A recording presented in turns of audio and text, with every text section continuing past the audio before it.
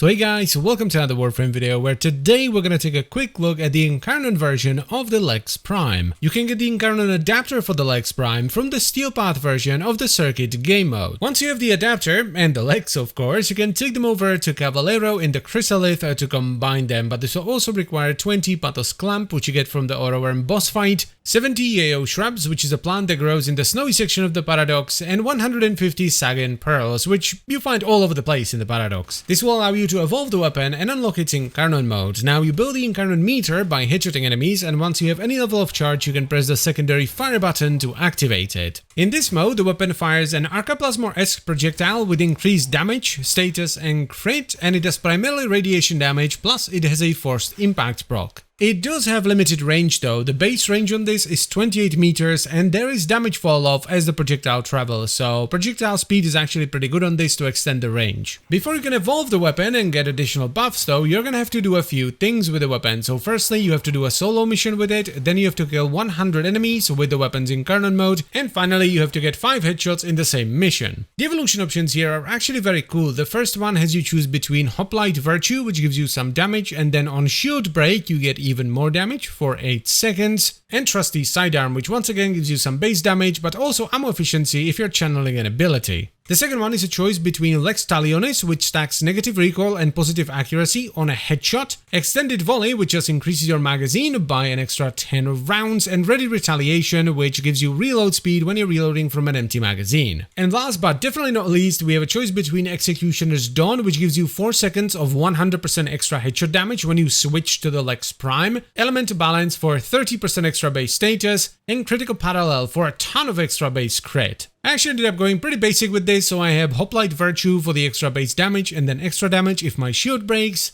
Ready Retaliation for the extra reload speed, which always feels nice, and then Critical Parallel for the crit. Now as far as the build goes, there are kind of like 2 ways you can take this. You can either go Vital and Heat Hybrid, which is what I did, or you can go Vital and Hemorrhage to utilize the Forced Impact proc. The reason I chose to go the Heat route is because it gives the weapon more upfront damage. So I have Galvanized Diffusion and Lethal Torrent for fire rate and multi-shot, Prime Target Cracker and Creeping Bullseye for crit, Galvanized Shot for status, Primed Heated Charge for heat, Pistol Pestilence and Frostbite for vital, and then secondary Merciless for damage. Now, this setup is kind of ridiculous. Like, the second you switch into Incarnon mode, you are absolutely going to decimate everything. Even in Steel Path, you're going to be one-shotting most enemies. Which, for a setup that has a lot of damage over time, because of the heat and vital, it's kind of ridiculous. Like, the setup is so strong, Steel Path doesn't feel like Steel Path. And that's not a joke. When I was recording this gameplay clip for the video, I stopped about halfway through the mission. I was like, wait, did I forget to switch into Steel Path? Because this doesn't feel like Steel Path. I think it's because it's so effortlessly good. Like, the projectile from the Incarnon mode has a massive hitbox, and the upfront damage is downright ridiculous. It's like a pre-nerf Kachamun Kid gun on steroids. So it should come as no surprise that I highly recommend this. I would actually prioritize this over most, if not all, the other Incarnon adapters. It's ridiculous. And that is pretty much it for the video, so I thank you very much for watching. As always guys, I hope you've enjoyed the video and found it helpful. If you'd like to support the channel, you can check out the memberships down below, pluggo, etc.